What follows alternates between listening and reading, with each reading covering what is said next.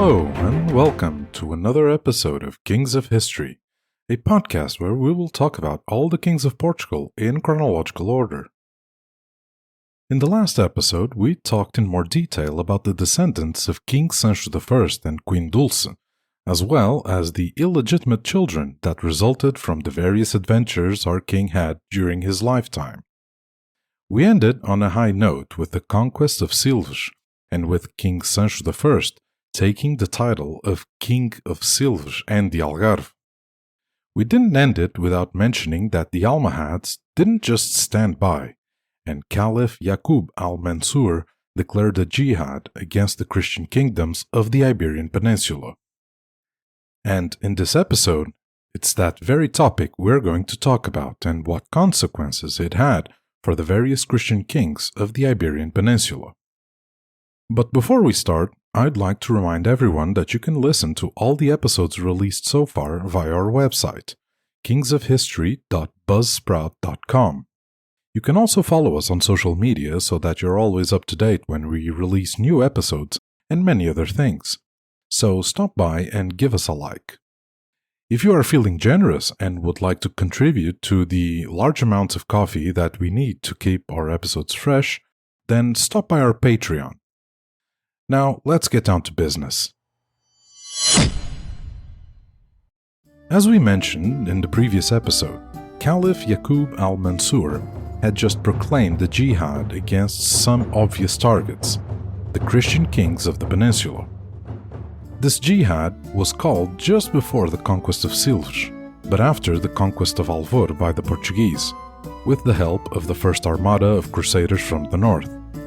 We can say that the Caliph was realizing that the Christian kings of the peninsula, especially the Portuguese, King Sancho I, they were becoming increasingly irreverent and carving out more and more of the Almohad foothold in the Iberian Peninsula. This jihad was almost as if to try and reverse this trend, especially since he knew that King Sancho I would not be satisfied with the conquest of Alvor and its beautiful cliffside. The Caliph's intentions were made clear from the moment he landed in Tarifa on the 23rd of April, 1190. Almost immediately, his envoys prepared truce agreements with King Alfonso VIII of Castile and reaffirmed the alliance with Leon. Although Muslim sources speak of vassalage, but that's just preposterous. King Sancho I immediately realized that it wasn't even worth starting diplomatic agreements. This attack was organized on three fronts: the Algarve, Ribatejo, and Alentejo. The final goal was to bring down Silves and reach Coimbra. The Caliph himself commanded the largest contingent, this one aimed at the Ribatejo region, which went to besiege Torres Novas, while a smaller force tried to bring down Silves and the surrounding castles, supported by the powerful Almohad navy. To devastate the Alentejo region came the governor of Córdoba, who ended up joining arms with his cousin, the Caliph, who then went on to lay siege to the Templar capital in Portugal, Tomar, since Torres Novas had fallen after only 10 days of siege. This sudden attack on several fronts prevented any reaction from the Portuguese, since any of these Almohad armies was larger than any force the Portuguese king could muster in such a short amount of time. But where was Sancho I during this period?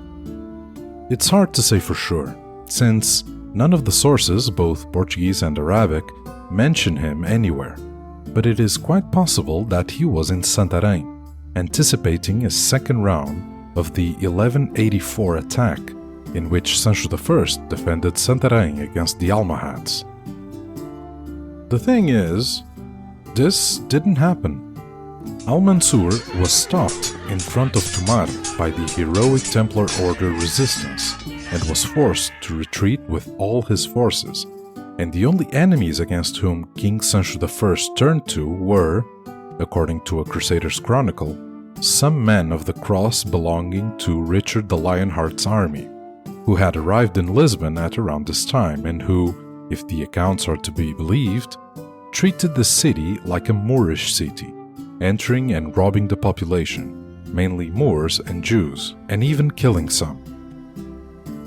This happened at least twice, and on the second occasion, a furious King Sancho I, the likes we have seen in Silves, showed up again and captured many of these Crusader soldiers, forcing them to be ransomed and demanding the return of everything that had been stolen. Once again, these Crusaders did nothing to defend Portugal, which, with the exception of the fall of Torres Novas, held out well against the first Almohad assault. Al Mansur returned to Seville in supposed triumph and portraying himself as a great victorious leader, but he knew that the following year he would have to do much better, and he did. This time, he decided to go ahead with a single overwhelming force. He left Seville on the 28th of April 1190 and marched straight to Alcácer do Sal, which he besieged.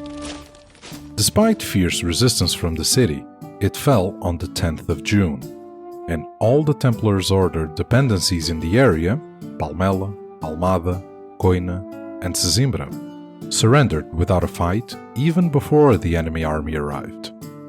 They were dismantled and set on fire by order of the Caliph. But Alcácer do Sal was preserved and repopulated to serve as a frontier square and to provide support for future campaigns. In the end, the Caliph passed through the Algarve, bringing down Silves and annulled the Portuguese rule in those parts. Al Mansur was now triumphant, and, with his ambitions fulfilled, decided to accept a 5-year truce proposed to him by King Sancho I. This campaign was devastating, reducing Portugal's dominance in the Alentejo to Évora and little else, destroying the protection given to Lisbon by the fortresses on the Setúbal Peninsula. And the Algarve was now lost, but the core of Portugal survived, more or less untouched. Between these two invasions, King Sancho I managed to negotiate the marriage of his eldest daughter, Teresa, to King Alfonso IX of Leon. This had advantages for both sides. For the Leonese, it was a way of beginning to free themselves from the submission that Alfonso VIII of Castile had forced upon them not long before. For King Sancho I, it was a way of at least trying to avoid a Leonese front, which had given him so many problems during his father's lifetime. And yes, Teresa and Alfonso IX of Leon were first cousins, too closely related in the eyes of the Church to let this pass without an annulment. But until that happened, this marriage served the interest of both kingdoms perfectly. This marriage took place on the 15th of February of 1191, and almost at the same time, Aragon invited Portugal and Leon into a defensive alliance against the Kingdom of Castile, and so the Pact of Huesca was born. Alfonso VIII of Castile learned of this and, still in the same year, declared war on Aragon and sent emissaries to Pope Celestine III, whose baptismal name was Jacinto, the same Jacinto who had been in the Iberian Peninsula and had decreed the nullity of the marriage between the now-deceased Ferdinand II of Leon and Urraca, the daughter of King Afonso Henriques.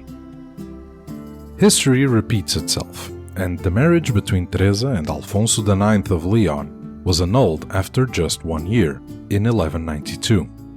But they were only separated definitively in 1194, already having 3 children together.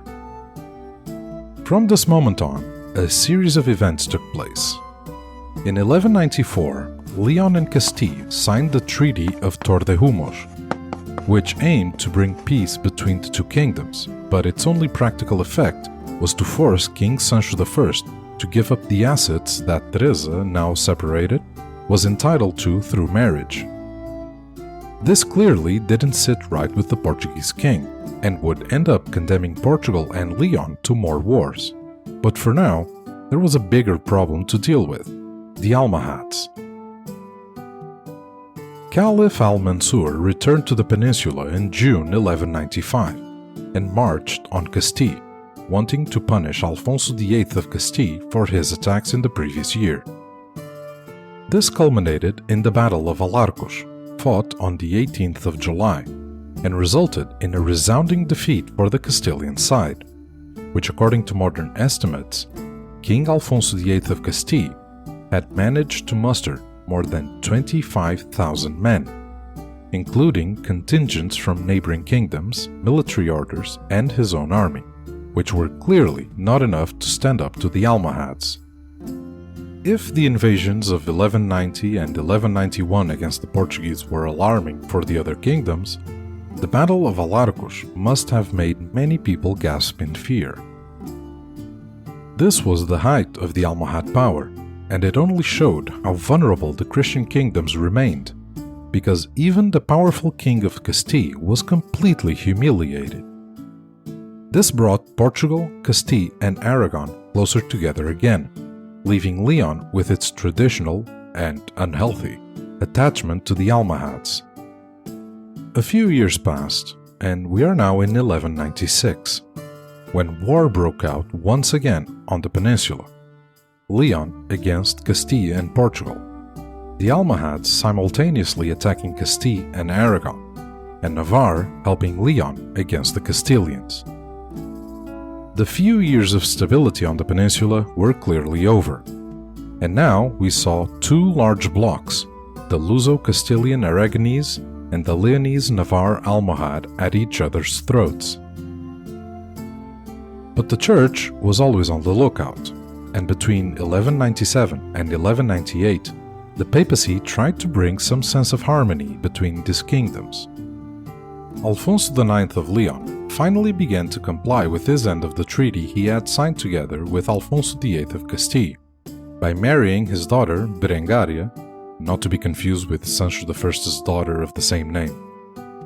As is already tradition, this union between Alfonso IX of Leon and Berengaria, daughter of Alfonso VIII of Castile, was illegal in the eyes of the Church, just like the previous marriage to Teresa, daughter of King Sancho I.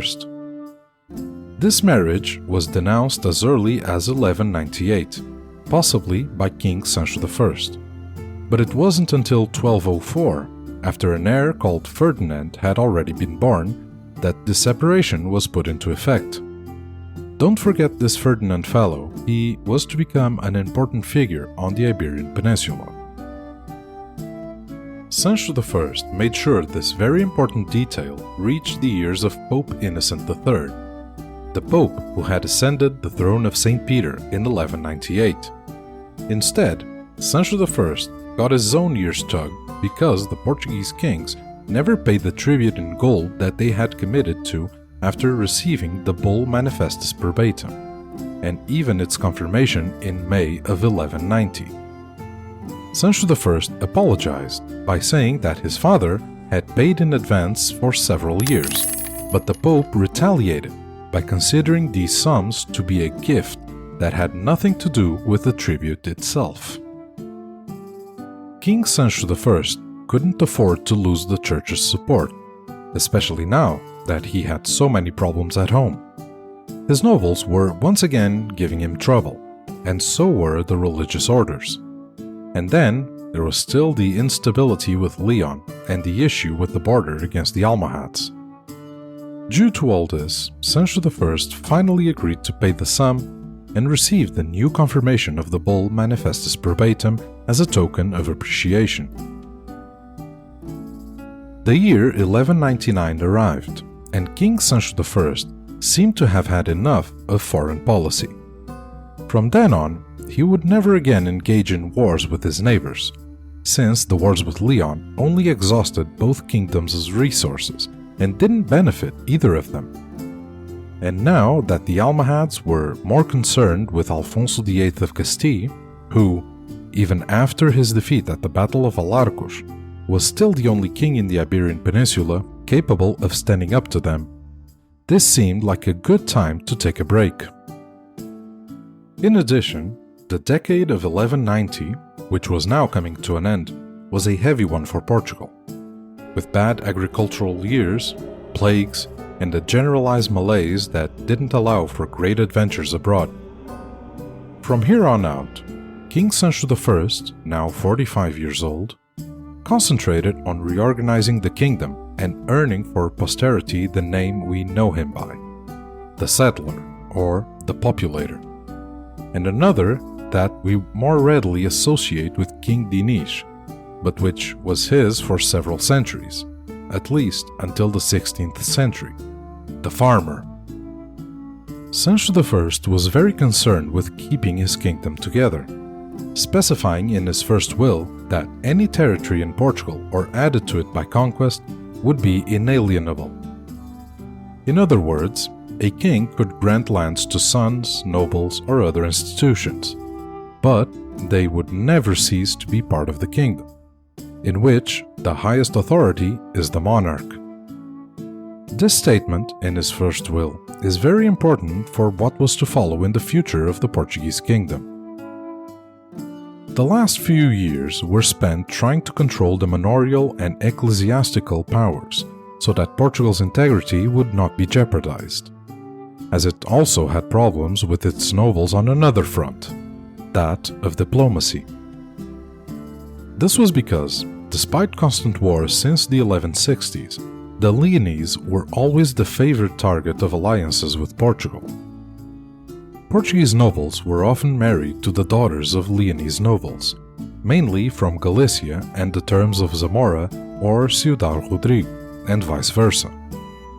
Many things brought the Portuguese and the Leonese together, even though in macro politics the two kingdoms seemed almost irreconcilable. One of the reasons for the major disagreements with the Portuguese church and some of its nobles was that, from the first decade of the 13th century, King Sancho I changed the favorableness of his alliances, definitively favoring Castile as his ally. At the end of 1208, he married his heir, Afonso, to Urraca, daughter of Alfonso VIII of Castile. In the case of the nobles, it's easy to see why they were dissatisfied with this change of view on alliances. Basically, King Sancho I was jeopardizing his connections and interests on the other side of the border with Leon. As for the church, it's a bit more complex. I'm sure everyone was, by then, used to forbidden marriages, and even with warnings and annulments, the bride and groom never seemed in any hurry to proceed with the separation. But before we focus on this last point, that of the conflicts with the church, it's worth emphasizing that the problems between the Portuguese king and the many different branches of the church already had several episodes and multiple interveners. The church, an institution that had done everything it could to free itself from the temporal power of emperors and kings, as we discussed in greater detail in the interlude between King Afonso Henriques and King Sancho I, didn't take kindly to rulers meddling in its affairs. Moreover, from the 12th century onwards, legal trends inspired by the civil code of Roman law began to take hold in European centers of power. What this meant was that these legal trends freed kings and other European princes from having to subject themselves to rule by means of religious laws and prejudices. But it also freed the church to a certain extent from the interference of civil power. In other words, canonical power and civil power were two laws that lived side by side, without almost ever mixing, with one exception. As the popes idealized it, the granting of power to kings was as if they were men of the clergy, mortals embedded with a mission and with the power of God, but without following the sacrament of the order. And just like clergymen, if they didn't fulfill this mission, they could be deposed. So, in this specific case, canonical power could override civil power. This separation between canon law and civil law was fully established in the 13th century, but has its roots in the 12th century and remained more or less unchanged until the end of the so-called Ancien Régime, already at the birth of the contemporary age at the end of the 18th century. But what did this all mean in practice?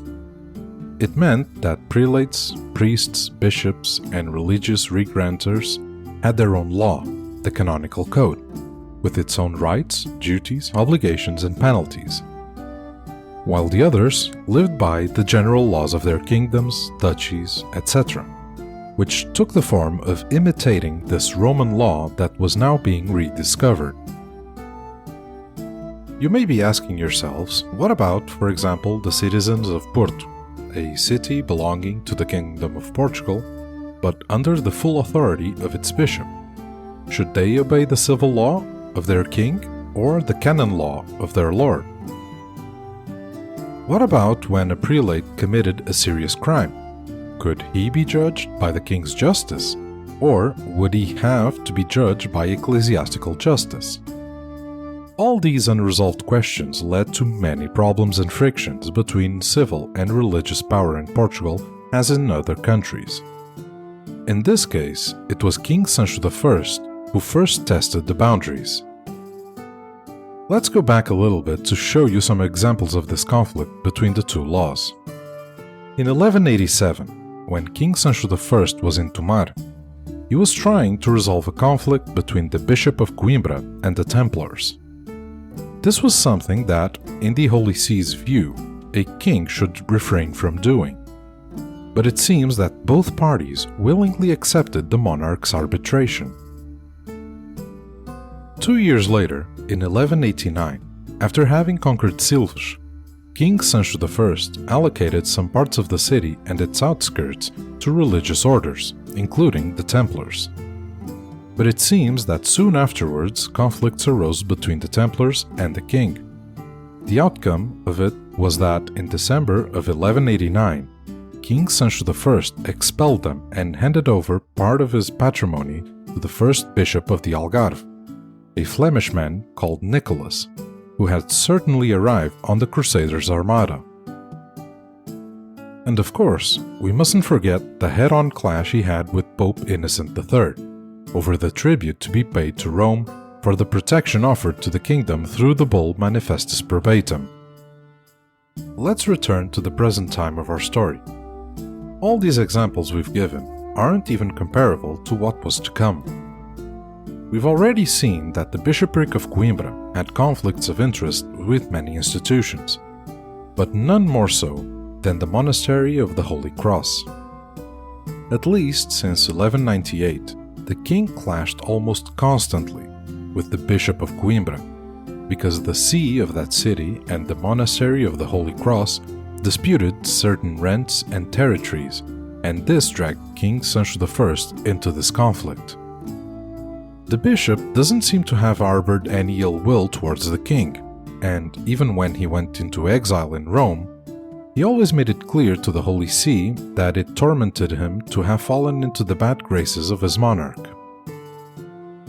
But the worst ecclesiastical conflict that King Sancho I had to face was with the Bishop of Porto, Martinho Rodrigues.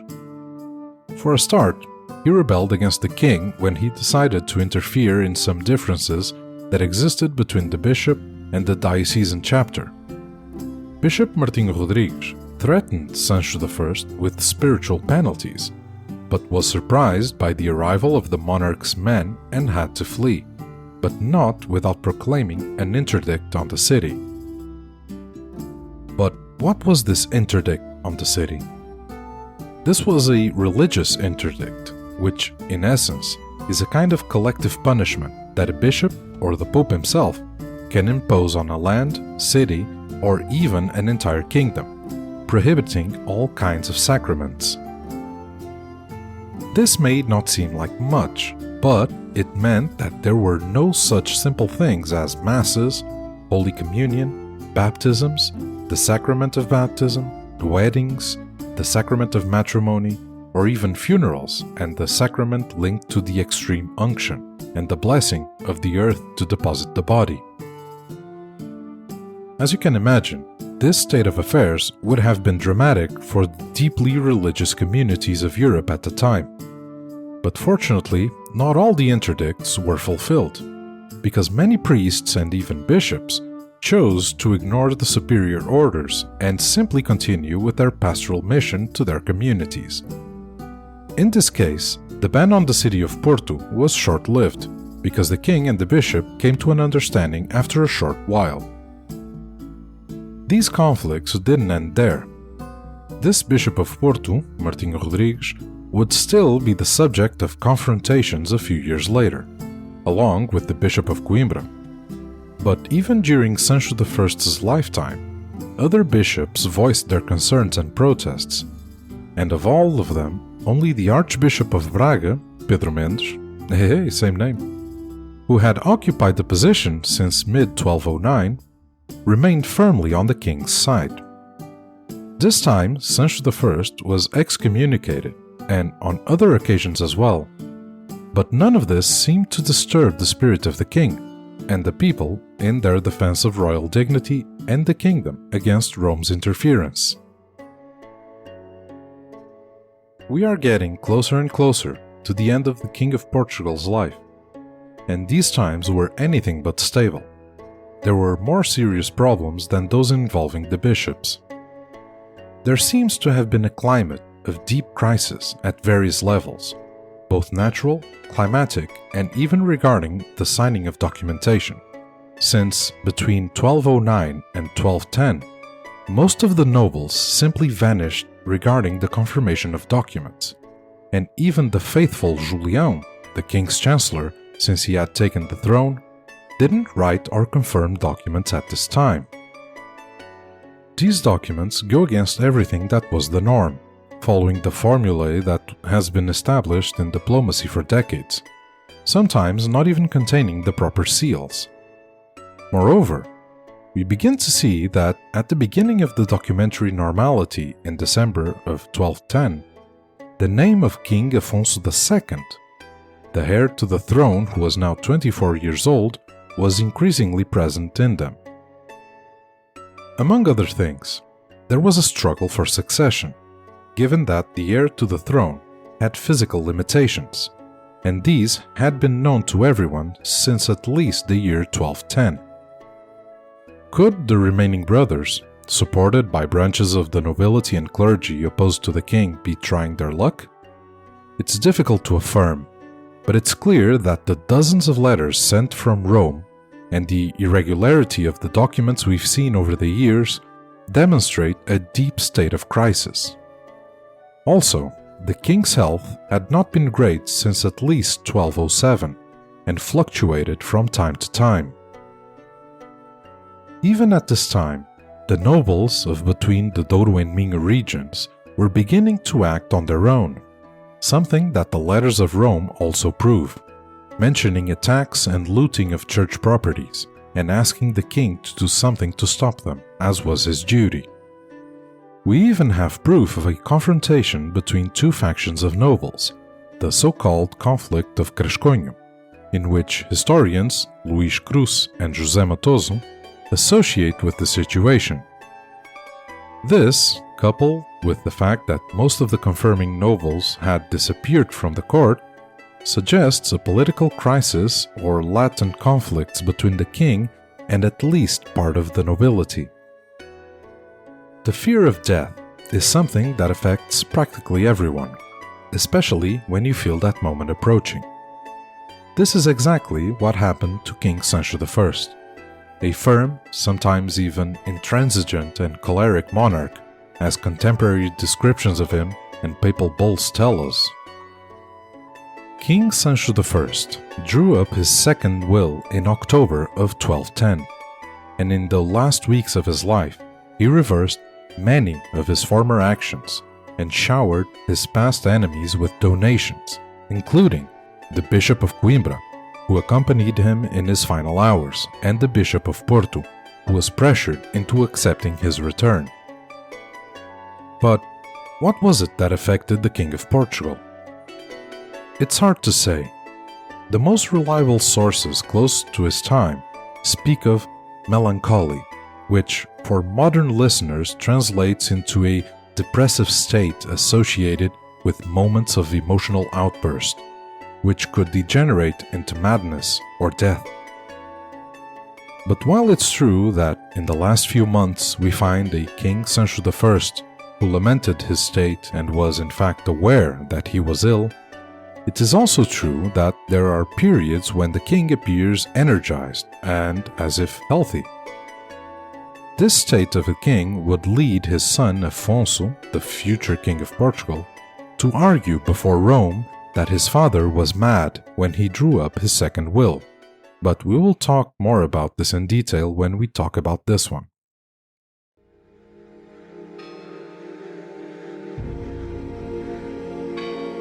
The year was 1211, and 5 months after his second will, King Sancho I gave up his soul on the 29th or 30th of March of that year.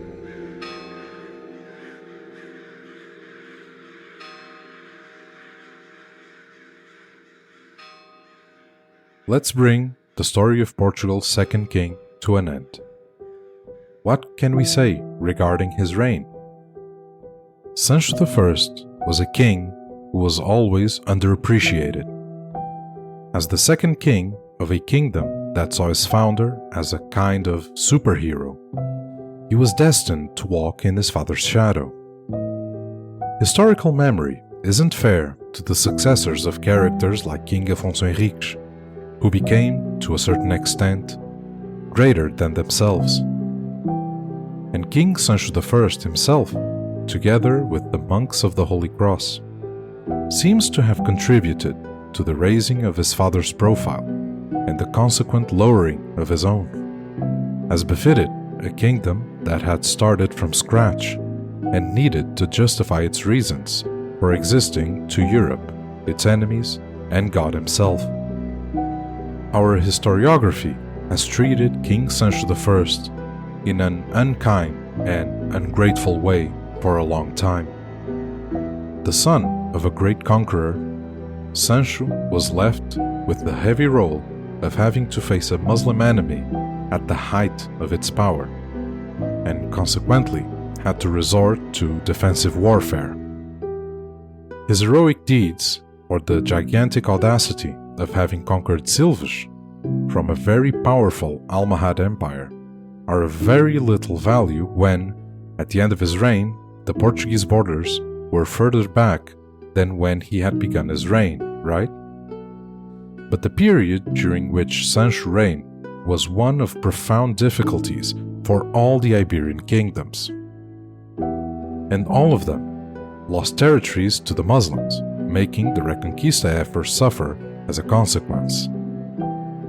Even this crisis, at the end of his reign, was not an isolated incident, and we can also see it, for example, in the kingdoms of Leon and Castile. Historian Alexandre Herculano himself, that legend of the 19th century Portuguese historiography, was probably the founder of the school of bad-mouthing others that made Sancho I one of its favorite victims. But history is made up of constant revisions, and fortunately, in the last 30 years, the image of this king has been restored, even though our school textbooks and the perception that is given in the classroom or on the streets continue to greatly diminish the image of this king, who after all managed to keep Portugal cohesive, populated, and the royal chests full to the brim during one of the most difficult periods of our first dynasty. King Sancho I was the first monarch to draw up in both his will and other documents an inviolable law that not only guaranteed Portugal's survival, but also gave his people the promise of an indivisible and inalienable kingdom. This was clearly an act of protection for the kingdom that he had worked so hard to preserve.